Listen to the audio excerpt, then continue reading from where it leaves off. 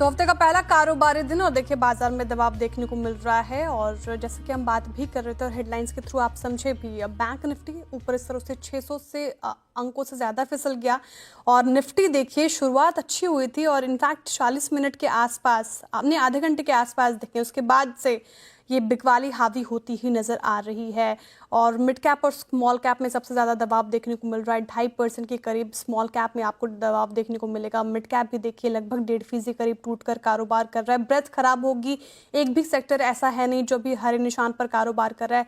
Sector की बात करें तो सभी सेक्टर पर दबाव देखने को मिल रहा है। चलिए हमारे साथ जुड़ गए हैं आज के मेहमान मानस जायसवाल जी, जो अगले आधे घंटे आपके सवालों के जवाब देंगे। गुड मॉर्निंग मानस जी। बाजार में एक उम्मीद के साथ शुरुआत हुई लेकिन कुछ मिनटों में रफा दफा हो गया। वो कैसे प्ले करें इस मार्केट को, कौन से लेवल्स अब इंपॉर्टेंट लग रहे हैं? गुड मॉर्निंग श्रेया जी। तो देखिए lower top floor bottom chart से बहुत क्लियर बन रहे हैं। तो जब तक ये इस पैटर्न का रिवर्सल ना हो, चार्ट्स पे आपको हाई टॉप हाई बॉटम ना दिखने लगे, तब तक खरीदारी तो नहीं करनी है। और सबसे बड़ी ये कि धीमे धीमे जो रेजिस्टेंस है वो नीचे की तरफ शिफ्ट हो रहा है, जो कि मार्केट के लिए अच्छा तो बिल्कुल भी नहीं है। मेरे ख्याल से 22,400 के नीचे जब तक ट्रेड करता रहेगा, वो एक बहुत ही स्ट्रॉन्ग रेजिस्टेंस हो गया है। जब तक उसके नीचे ट्रेड करता रहेगा, सेल एंड रैलीज का मार्केट बना रहेगा। नीचे की तरफ टारगेट की बात करें तो मेरा समझना है कि 21,900 सबसे पहला टारगेट है, लेकिन आप उम्मीद कर सकते हैं कि 21,750 तक के टारगेट भी निफ्टी में आपको बहुत जल्द देखने को मिल सकते हैं। बिल्कुल, देखिए सेल ऑन राइज की रणनीति ही अपना के चले। 22,400 के नीचे जब तक है मार्केट तब तक पॉजिटिविटी फिलहाल देखने को नहीं मिल रही। लेकिन बैंक निफ्टी पे क्या लेवल्स इंपॉर्टेंट है मानस जी? यहाँ पे भी सेल ऑन राइज की रणनीति ही देखने को मिलेगी जिस तरीके से बिकवाली देखने को मिल रही है। देखिए पैटर्न तो यहाँ पर भी निगेटिव है। अब अगर आपको ध्यान हो तो जो जनवरी के लोज थे उसको आज बैंक निफ्टी ने टेस्ट किया है, और अब अगर ये 47,800 के नीचे फिसला तो यहाँ पर फिर से गिरावट बढ़ती हुई दिखेगी आपको। उसके नीचे मेरे ख्याल से करीब करीब 1,500 पॉइंट की गिरावट देखने को मिल सकती है। तो स्ट्रक्चर यहाँ पर भी वीक है। रेजिस्टेंस की बात करें तो 48,900 49,000 इस रेंज में मल्टीपल रेजिस्टेंस दिखते हैं बैंक निफ्टी में। तो जब तक अब ये 49,000 के ऊपर नहीं जाएगा तब तक यहाँ पर भी खरीदारी करने की राय नहीं रहेगी, और सेल एंड रैलीज की स्ट्रेटेजी यहाँ पर भी काम करेगी। भी सेल ऑन राइज की स्ट्रैटेजी 47,800 का एक इंपॉर्टेंट लेवल, अगर वो भी ब्रीच करता है तो और बिकवाली हावी होती हुई नजर आ सकती है। फिलहाल ये रणनीति बैंक निफ्टी और निफ्टी पे ही। चलिए अब इसी के साथ अब शो में आगे बढ़ते हैं और हमारे कॉलर्स के साथ जुड़ने की प्रक्रिया शुरू करते हैं। लेकिन उससे पहले एक नंबर आपकी स्क्रीन पर जिसके थ्रू आप हमसे बात कर सकते हैं, अपने सवाल भेज सकते हैं।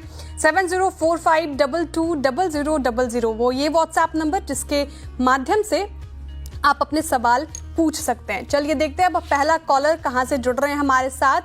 दामनगर से जुड़ रहे हैं पंकज गोस्वामी जी। पंकज जी सुप्रभात सर, आपका सवाल। नमस्कार मैडम जी सर, सवाल आपका। मैं गुजरात से अमरेली से बात कर रहा हूँ, दामनगर से। जी मेरे पास सुजलोन के 65 के भाव के 5,000 शेयर है। अब क्या करूं मैं उसमें? ठीक है, लॉन्ग टर्म के लिहाज से आप अपने पोर्टफोलियो में इसको रखना चाह रहे हैं कि नजरिया आपका शॉर्ट टर्म का है? अभी लॉन्ग टर्म के लिए लिया है, 3-4 साल के लिए। सुजलॉन 3 से 4 साल के लिए इन्होंने अपने पोर्टफोलियो में ऐड कर रखा है और लगातार इसमें भी हमें गिरावट देखने को मिल रही है। एक महीने में ही 15% स्टॉक करेक्ट हो चुका है। 52 वीक हाई का इसका 46 था, लेकिन वहां से काफी ज्यादा नीचे आ गया है। अभी भी लॉस में है पंकज जी, और देखिए छोटा मोटा लॉस है नहीं। इनको करना क्या चाहिए मानस जी? यहाँ पे एग्जिट की राय रहेगी या फिर इनका भाव आपको वापस आता दिख रहा है? तो देखिए स्ट्रक्चर वीक है इसलिए एग्जिट की राय रहेगी। जनवरी में 47 के आसपास के लोज बने थे, फिर एक पुल बैक देखने को मिला था, 60 रुपए के आसपास के हाइस बने। स्टॉक अपने 200 मूविंग एवरेज के ऊपर सस्टेन नहीं हो पाया और गिरावट में वापस आज जो जनवरी का लो था स्टॉक ने उसको ब्रीच किया है। बिल्कुल कॉशियस रहना चाहिए, उछाल पे निकलने की कोशिश करनी है और फ्रेश खरीदारी अब 60 रुपए से पहले नहीं करनी है स्टॉक में। ठीक है, एग्जिट की राय सुजलॉन से फिलहाल स्ट्रेंथ नजर नहीं आ रही चार्ट्स में, तो ये राय आती हुई सुजलॉन पे। अब अगले कॉलर की तरफ चलते हैं और हमारे साथ जुड़ रहे हैं दिनेश जी अंजार से। Dinesh ji good morning. Good morning ma'am. जी सर, आपका सवाल। पहले तो बहुत बहुत धन्यवाद सीएनबीसी आवाज को कि 18 साल के बाद मेरा नंबर लगा है, उसके लिए बहुत बहुत धन्यवाद। बहुत शुक्रिया सर। मेरा क्वेश्चन है डिक्सन टेक्नोलॉजी पर 13 शेयर मेरे पास है 1717 रुपए के भाव पर। मैं लॉन्ग टर्म इन्वेस्टर हूँ, तो आगे मेरे को इसके लिए क्या करना चाहिए? पहले तो बहुत शुक्रिया, आप 18 साल से हमारे साथ जुड़े हुए हैं और लगातार सीएनबीसी आवाज़ के साथ बने हुए हैं। मैं उम्मीद करती हूँ दिनेश जी आगे भी आप सीएनबीसी आवाज़ के साथ जुड़े रहेंगे और अपने सवाल ऐसे ही पूछते रहेंगे। आप अगर शो में अपने सवाल ज़रूर पूछ सकते हैं, अगर कोई क्वेश्चन हो तो आप हमें सोशल मीडिया पे भी टैग करके पूछ सकते हैं। इनफैक्ट आप मार्केट पंचनामा में भी हमसे सवाल पूछ सकते हैं। डिक्सन टेक पर इनका सवाल है, देखिए दिनेश जी का, 17,750 की खरीद है, 13,400 के लेवल पर कारोबार कर रहा है और लॉस में है दिनेश जी काफ़ी ज़्यादा पर शेयर। देखिए 4,000 रुपये प्रति शेयर से ज़्यादा के लॉस में चल रहे हैं, छोटा मोटा लॉस है नहीं। 52 वीक इनका 19,000 का था डिक्सन टेक का। क्या लग रहा है, काफ़ी ज़्यादा रैली हमें देखने को मिली थी मानस जी इस पर्टिकुलर काउंटर में, उसके बाद से फिर एक बार ये बैठा तो बैठ ही गया। क्या लग रहा है, वो भाव उनका वापस आता दिख रहा है आपको या फिर अभी फिलहाल एग्जिट की राय है? देखिए प्रॉब्लम ये है कि स्टॉक इन्होंने काफी हाई लेवल पे लिया है, 17,000 के आसपास लिया था। और अब आप ये भी ध्यान रखिए कि 2023 और 2024 स्टॉक के लिए फिनोमिनल था, क्योंकि 2023 में 3,000 के आसपास के प्राइस चलते थे, 2400 के आसपास जनवरी की मैं बात कर रहा हूँ। उसके बाद जो रैली देखने को मिली उसमें 18,600-700 तक के हाईज देखे। तो क्योंकि रैली बड़ी थी इसलिए करेक्शन भी डीप हो सकता है। मेरे ख्याल से थोड़ा कॉशियस रहना चाहिए, यहाँ पर निकलने की कोशिश करनी है। आप फिर से खरीदारी कर सकते हैं, अभी आप निकलिए और फिर 14,500-600 ब्रेक करें, उसके ऊपर सस्टेन करना शुरू करें, तो ये मान लेना चाहिए कि एक शॉर्ट टर्म बॉटम बनाए, फिर से आप रैली देख सकते हैं स्टॉक में। अभी के लिए राय मेरी निकलने की ही रहेगी। मेरे ख्याल से स्टॉक करेक्ट और हो सकता है, 200 मूविंग एवरेज के नीचे फिसला है तो हो सकता है कि आपको 12,000 तक के स्तर भी स्टॉक दिखा दे। इसलिए फिलहाल के लिए निकलने की कोशिश करिए और फिर से खरीदारी करिए। अगर 14,600 के ऊपर सस्टेन करे, वहां पर ट्रेड करना शुरू करे, तो फिर से आप खरीदारी कर सकते हैं स्टॉक में। तो अभी फिलहाल एग्जिट की राय है क्योंकि 12,000 के स्तर भी दिखा सकता है। लेकिन मानस जी सवाल यहाँ पे ये भी बनता है, जो लॉन्ग टर्म के लिहाज से रख रहे हैं अपने पोर्टफोलियो में, वो क्या रख के भूल जाए और लॉस दिख रहा है तो फिर भी उनको ये मान लेना चाहिए कि नहीं अभी तो लॉन्ग टर्म के लिहाज से मेरा नजरिया है, तो फिलहाल वो वापस आता दिखेगा और प्रॉफिट में भी आएंगे। तो देखिए ऐसे बेयर मार्केट में इम्पोर्टेंट ये होता है कि आपकी स्ट्रेटेजी आपको डिसाइड करनी है कैसे आपको ट्रेड करना है। मेरे हिसाब से कुछ जिस तरह आप एक लॉन्ग पोजीशन बनाते हैं और स्टॉप लॉस से टारगेट सेट करते हैं, उसी तरह आप एक तरह का शॉर्ट कॉल ले रहे हैं। आप यहाँ पर आप पोजीशन से निकल जाइए अभी, क्योंकि नीचे की तरफ रिस्क बढ़ा है कि 12,000 या 11,400 तक के भाव भी देखने को मिल सकते हैं। लेकिन ऊपर की तरफ अगर 14,600 के ऊपर सस्टेन करें तो आप फिर से खरीदारी कर सकते हैं। तो एक्चुअली आप ले केवल 1,000 रुपए का ही रिस्क रहे हैं ऊपर की तरफ। अगर उसके ऊपर निकले तो फिर से रैली रिज्यूम हो सकती है। इसलिए मेरे ख्याल से 1,000 रुपए के रिस्क में आप नीचे की तरफ अपने आप को प्रोटेक्ट कर रहे हैं। 2,000-2,500 पॉइंट के क्रैक के लिए आप एटलीस्ट प्रोटेक्ट हैं 1,000 पॉइंट का रिस्क लेके। ये तो ठीक है, अभी फिलहाल एग्जिट कीजिए और बाद में 14,000 के करीब आप वहाँ पे फ्रेश बाइंग कर सकते हैं। चलिए अब अगले कॉलर की तरफ चलते हैं और हमारे साथ जुड़ रहे हैं संजय कावरे जी मध्य प्रदेश से। Sanjay ji good morning sir, आपका सवाल। गुड मॉर्निंग मैम, मेरे पास हिंदुस्तान जिंक के 219 शेयर हैं, भाव है 428 रुपए से। ठीक है, शॉर्ट टर्म का नजरिया है या फिर लॉन्ग टर्म के हिसाब से आप अपने पोर्टफोलियो में इसको रखना चाह रहे हैं? मैम लॉन्ग टर्म के हिसाब से। तो 1 साल 2 साल मान लूं मैं? जी 1 साल। ठीक है, 1 साल के लिहाज से ये पोर्टफोलियो में रखना चाह रहे हैं हिंदुस्तान जिंक को और 383 के लेवल पर कारोबार कर रहा है, 430 की इनकी खरीद है। लॉस में फिलहाल ये लग रहे हैं 40 रुपए प्रति शेयर से ज़्यादा के लॉस में। और इनफैक्ट अगर मैं चार्ट भी देखूँ हिंदुस्तान जिंक का तो 6 महीने में बहुत ज़्यादा करेक्शन स्टॉक ने दिखा दी है। 22% से ज़्यादा की करेक्शन झेल रहे हैं और 52 वीक लो भी इनका ज़्यादा दूर दिख नहीं रहा। हिंदुस्तान जिंक में क्या रणनीति अपनाए संजय जी, मानस जी, यहाँ पे एग्जिट की राय रहेगी या फिर अभी होल्ड कर सकते हैं? 1 साल का नजरिया है इनका। देखिए पहले पैटर्न को समझे तो पैटर्न नेगेटिव है, क्योंकि लोअर टॉप लोअर बॉटम बन रहे हैं। पिछले करीब 7-8 मंथ से हम ये गिरावट देख रहे हैं, इस तरह के पैटर्न देख रहे हैं।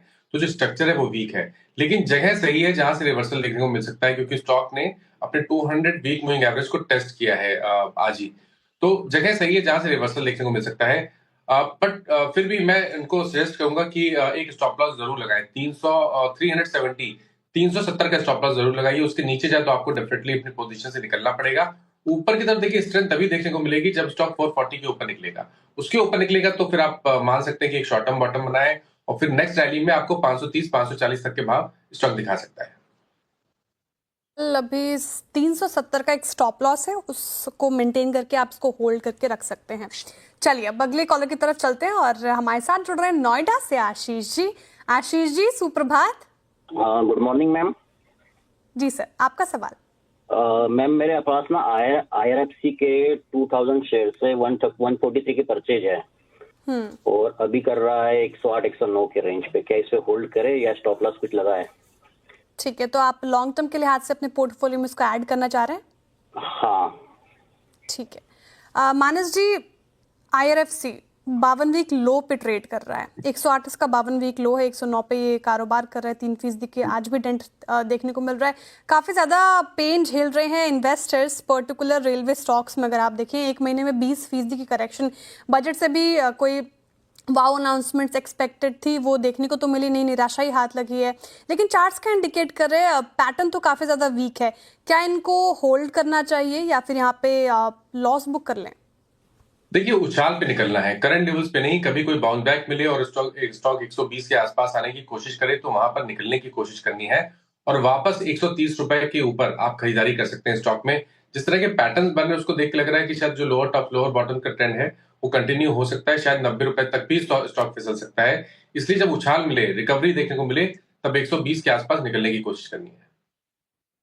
आसपास निकलने की कोशिश करें। फिलहाल स्ट्रेंथ नजर नहीं आ रही, तो 90 का स्तर भी दिखा सकता है IRFC।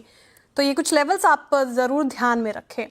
अब चलते हैं अगले कॉलर की तरफ। आनंद जी हमारा इंतजार कर रहे हैं गुड़गांव से। Anand ji, good morning. CNBC team, good morning Manas ji. Knowledge is power. आप लोग बहुत अच्छा ज्ञान और अच्छी राय देते हैं, थैंक यू।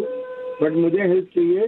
ट्रेंट के 35 शेयर है 6700 के, तो क्या करना है? होल्ड करना है? It's a Tata company, I do not understand. Okay, I agree with you, I can totally empathise with you as well. Anand ji, पहले तो बहुत बहुत शुक्रिया इतना प्यार देने के लिए। और आपका सवाल ट्रेंड पे है। काफ़ी ज़्यादा लॉस झेल रहे हैं ट्रेंड पे। मानस जी, ट्रेंड एक ऐसा स्टॉक, निफ्टी 50 में अगर आप देखें तो सबसे ज़्यादा गिरावट इसी स्टॉक में देखने को मिली। हालांकि जब से ये निफ्टी 50 में इसका इंक्लूजन हुआ था, तभी से बाजार में गिरावट का माहौल हम देख रहे हैं और 6700 की इनकी खरीद है। काफी ज्यादा लॉस में। करना क्या चाहिए ट्रेंड से? क्यों नहीं हो पा रहे स्टॉक से? देखिए, point moving averages already daily chart पे ब्रेक हो चुके हैं। लोअर टॉप लोअर बॉटम बन रहे हैं। 200 डे 20 डे मूविंग एवरेज के नीचे ट्रेड कर रहा है। एक होप है 45-75, यहाँ पर 100 वीक मूविंग एवरेज आता है। अगर इसको यहाँ पर सर्वाइव कर गया, अगर 45-75 के लेवल को ब्रेक नहीं किया स्टॉक ने, तो ऐसा हो सकता है कि आपको रिकवरी देखने को मिले। तो आपको स्टॉप लॉस जरूर लगाना है। 45-75 के नीचे स्टॉप लॉस लगा लीजिए, पोजीशन में बने रहिए फिलहाल के लिए। लेकिन ये भी ध्यान रखिए कि ऊपर की तरफ स्ट्रेंथ आपको केवल 5450 के ऊपर ही देखने को मिलेगी। जब तक 5450 के नीचे ट्रेड करता रहेगा तब तक आपको कॉस्ट अप्रोच ही रखनी पड़ेगी। लेकिन स्ट्रिक्ट स्टॉप लॉस 45-75 का जरूर लगाइए स्टॉक में। 4575 का स्ट्रिक्ट स्टॉप लॉस लगाकर आप फिलहाल इसको होल्ड कर सकते हैं और थोड़ा सा पेशेंस और टेस्ट करेगा ये स्टॉक। आनंद जी, फिलहाल तो यही रणनीति और राय आपको अपनानी चाहिए ट्रेंड में। चलिए अब इसी के साथ अगले कॉलर की तरफ चलते हैं और हमारे साथ जुड़ रहे हैं तुषार भारद्वाज जी मुजफ्फरनगर से। तुषार जी, सुप्रभात। सुप्रभात मैम। मेरे पास वेदांता के 60 शेयर है 243 के भाव पे। ठीक है, और नजरिया क्या है आपका? लॉन्ग टर्म इन्वेस्टर हैं आप या शॉर्ट टर्म के लिहाज से पूछ रहे हैं? Yes ma'am, long term investor हूँ मैम। ठीक है, तो मैं 1 से 2 साल मान लेती हूँ आप वेदांता होल्ड करना चाह रहे हैं।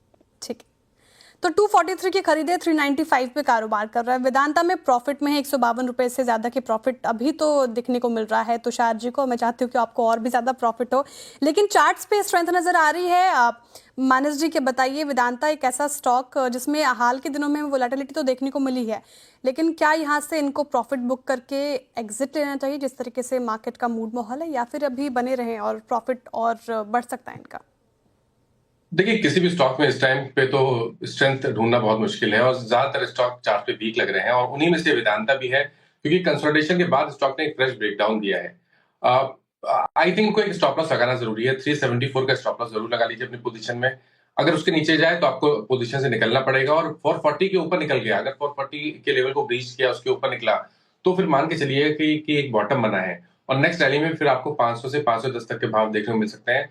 बट फिलहाल के लिए एक स्ट्रिक्ट स्टॉप लॉस जरूर लगा के रखिए 374 का। 374 का स्ट्रिक्ट स्टॉप लॉस फिलहाल आप लगा कर रखिए और कॉशियस रहने की सलाह है फिलहाल वेदांता में। चलिए अब दिलीप कुमार जी हमारे साथ जुड़ रहे हैं जयपुर से, उनसे बात करते हैं, उनका सवाल लेते हैं। दिलीप जी, बताइए आपका सवाल। मैम, मेरे 2080 के शेयर है उनको लॉन्ग टर्म के लिए एवरेज करूं या एग्जिट हो जाए? HCC ठीक है। आप 22 पे ये कारोबार कर रहे हैं, इनफैक्ट आपकी 51 की खरीद है, आप इसमें 28 रुपये प्रति शेयर से ज़्यादा का लॉस झेल रहे हैं। हिंदुस्तान कंस्ट्रक्शन कंपनी, और एक महीने में तो काफ़ी ज़्यादा ये स्टॉक टूट गया है, 26% से ज़्यादा का डेंट इस पे पड़ा है। लॉन्ग टर्म के लिहाज से पूछ रहे हैं मानस जी, ये चार्ट्स में स्ट्रेंथ नज़र नहीं आ रही, यहाँ से लॉस बुक करके निकल जाए। हालांकि इनका सवाल ये भी था कि इस गिरावट में एवरेजिंग कर सकते हैं कि नहीं, बताइए क्या रणनीति? तो देखिए, पहली चीज एवरेज नहीं करना है, दूसरी चीज स्ट्रक्चर वीक है, इसलिए आपको निकलने की कोशिश करनी है, लेकिन उछाल पे निकलिए, करंट लेवल्स पे नहीं। कभी कोई उछाल मिले और 26 से 28 से 26 से 30 तक की रेंज देखने को मिले तो वहां पर निकलने की कोशिश करनी है, और फ्रेश खरीदारी के लिए कम से कम 36 रुपए का वेट करना है। स्टॉक 36 रुपए के ऊपर निकले तभी खरीदारी करें। 36 रुपए के से ऊपर निकले स्टॉक तभी फ्रेश खरीदारी करें, और अभी जो कोई भी आपको उछाल देके 26 से 30 के लेवल्स बताए हैं मानस जी ने, तब आप निकल लें इस पर्टिकुलर काउंटर से। फिलहाल ये रणनीति आपको अपनानी चाहिए। चलिए इसी के साथ रुक रहे एक छोटे से ब्रेक के लिए, ब्रेक के बाद फिर हाजिर होते हैं। आपके सवालों का इंतजार रहेगा, बने रहिए CNBC आवाज के साथ।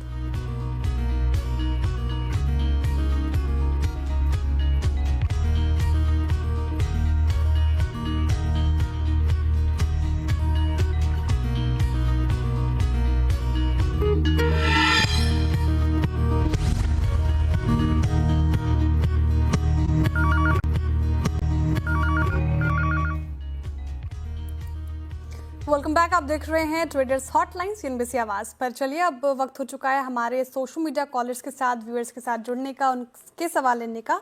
और एक्स में चलती हूँ मैं फिलहाल, और एक्स पे नुपुर गुप्ता जी डेली व्यूअर हैं ट्रेडर्स हॉटलाइन के, और सवाल पूछ रही हैं नेस्ले इंडिया पर। ये कह रही, good morning, I am from Noida.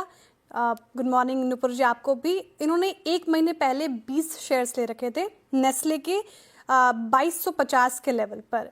Eight what levels I can add more for 3 years? 3 साल के लिहाज से ये पूछना चाह रही है नेस्ले इंडिया पे, और क्या ये और ऐड कर सकती हैं इस लेवल पर? नेस्ले इंडिया ये स्टॉक FMCG में देखें आप मानस जी तो काफ़ी वोलेटाइल रहा है ये पिछले दिन से, लेकिन फिर भी ठीक परफॉर्मेंस दिखाई है इसने। हालांकि अभी तो काफ़ी ज़्यादा गिरकर ये कारोबार कर रहा है। क्या लग रहा है सर, 3 साल के लिहाज से ये स्टॉक लेने लायक है? क्या और ऐड कर सकती हैं नुपुर जी? नहीं, मेरे ख्याल से वेट करना बेहतर रहेगा। सबसे पहले काम करना है, 2100 रुपए का आपको स्टॉप लॉस लगाना है, और फ्रेश खरीदारी के लिए कम से कम 2350 के लेवल को ब्रेक करना जरूरी है। अगर 2350 के ऊपर निकले तो भी यहाँ पर फ्रेश लॉन्ग बनानी चाहिए। 2350 के लेवल से ऊपर निकले तब भी आप फ्रेश खरीदारी कर सकते हैं नेस्ले इंडिया में। और स्टॉप लॉस एक बार दोहराएंगे मानस जी, कौन से लेवल का स्टॉप लॉस इनको लगाना चाहिए? देखिए, स्टॉप लॉस के लिए 2100 रुपए का लेवल है, तो 2100 के नीचे स्टॉप लॉस लगाएं। 2100 के नीचे आप स्टॉप लॉस लगाकर हालांकि नेस्ले इंडिया में लगा सकते हैं। FMCG सेक्टर से कोई ऐसा स्टॉक जो आपको भी पसंद आ रहा है मानस जी, जहां पे वहां पे बेट लग सकती है और खरीदारी की जा सकती है? नहीं, मेरे ख्याल से अभी वेट करना ठीक है, क्योंकि मार्केट जिस तरह का स्ट्रक्चर है और जितने भी FMCG काउंटर्स हैं, अगर आप सबके स्ट्रक्चर देख लीजिए तो ज्यादातर के स्ट्रक्चर आपको बहुत क्लियर ट्रेंड दिखाएंगे, लोअर टॉप लोअर बॉटम बन रहे हैं, तो ये सही समय नहीं है अभी भी FMCG में खरीदारी करने का। ठीक है, एक ऐसा स्टॉक अल्ट्राटेक सीमेंट पे देखिए, इस पे भी काफ़ी ज़्यादा सवाल आ रहा है यूट्यूब और इंस्टाग्राम पर। अल्ट्राटेक सीमेंट टॉप गेनर्स में शामिल 2.5% की तेज़ी इस पर्टिकुलर काउंटर में आज देखने को मिल रही है। और सुबह ब्रोकरेजेस भी जब मैं बता रही थी, रिपोर्ट काफ़ी बुलिश, CLSA ने इसको हायर कन्विक्शन लिस्ट में डाला है, अपग्रेड कर दिया है इसको, होल्ड से आउट परफॉर्म की कॉल दी है। टारगेट प्राइस भी देखिए 12,700 रुपये प्रति शेयर रख दिया है। 35% का अपसाइड पोटेंशियल इस अल्ट्राटेक सीमेंट में CLSA को नजर आ रहा है। आपको क्या लग रही है स्ट्रेंथ इस पर्टिकुलर काउंटर में मानस जी? जिनके पास है वो भी फिलहाल होल्ड कर सकते हैं? मेरे ख्याल से पिछले 3-4 दिनों में जो स्ट्रक्चर है वो नेगेटिव हुआ है, क्योंकि lower top lower bottom stock charts पे दिखाने लगा है। आज उछाल मिला, लेकिन हाई लेवल पे सस्टेन होना मुश्किल लग रहा है। मेरे ख्याल से जब तक 11,000 के ऊपर ना निकले, यहाँ पर खरीदारी नहीं करनी है। उससे पहले कभी भी कोई उछाल मिले तो निकलने की कोशिश करनी है। और ये भी ध्यान रखना है कि अब अगर ये 10,000 के नीचे फिसला तो आपको 9,400 तक के भाव अल्ट्राटेक दिखा सकता है। ठीक है, तो ये रणनीति अल्ट्राटेक सीमेंट पे। इसके उलट अगर हम पॉलीकैब को भी देखें मानस जी, तो यहाँ पे भी ब्रोकरेजेस बुलिश ही नजर आ रहे हैं। सुबह जेफरीज की रिपोर्ट जब मैं बता रही थी तो बाई की कॉल दी है, और देखिए हालांकि वॉलेटाइल दिख रहा है आज के सत्र में भी, फिर भी करीब ग्रीन में ही कारोबार कर रहे हैं। 2% की तेजी पॉलीकैब में भी देखने को मिल रही है। देखिए फर्म्स का मानना है कि कॉम्पिटिशन का हीट फिलहाल जो हम एक्सपेक्ट कर रहे थे, स्ट्रीट लेकर चल रहा था, वो ज्यादा पड़ता दिखेगा नहीं। चार्ट्स क्या इंडिकेट कर रहे हैं पॉलीकैब में? देखिए, बड़ी गिरावट के बाद जगह तो सही है जहां से रिवर्सल देखने को मिल सकता है, बट फिर भी क्योंकि कोई कंफर्मेशन ना मिले रिवर्सल का, तब तक ऐसे मार्केट में खरीदारी नहीं करनी चाहिए। इसलिए आपको 4300 के स्टॉप लॉस से पोजीशन को होल्ड करना है। फ्रेश खरीदारी केवल और केवल 5600 के ऊपर करेंगे। 5600 के ऊपर ही फ्रेश खरीदारी कीजिएगा और 2 दिन में ये स्टॉक 20% तक करेक्ट हो चुका है। ठीक है, बहुत बहुत शुक्रिया मानस जी हमारे साथ जुड़ने के लिए, तमाम सवालों के जवाब देने के लिए। और दर्शकों का भी बहुत बहुत आभार, इस तादाद में हमसे जुड़ते हैं, डेली कोशिश करते हैं हमसे राब्ता करने की और सोशल मीडिया पे अपने सवाल पूछ सकते हैं। चलिए, इसी के साथ वक्त हो चुका है एक छोटे से ब्रेक का। ब्रेक के उस पार खिलाड़ी नंबर 1 के साथ में फिर से हाजिर होंगे। आप देखते रहिए CNBC आवाज़।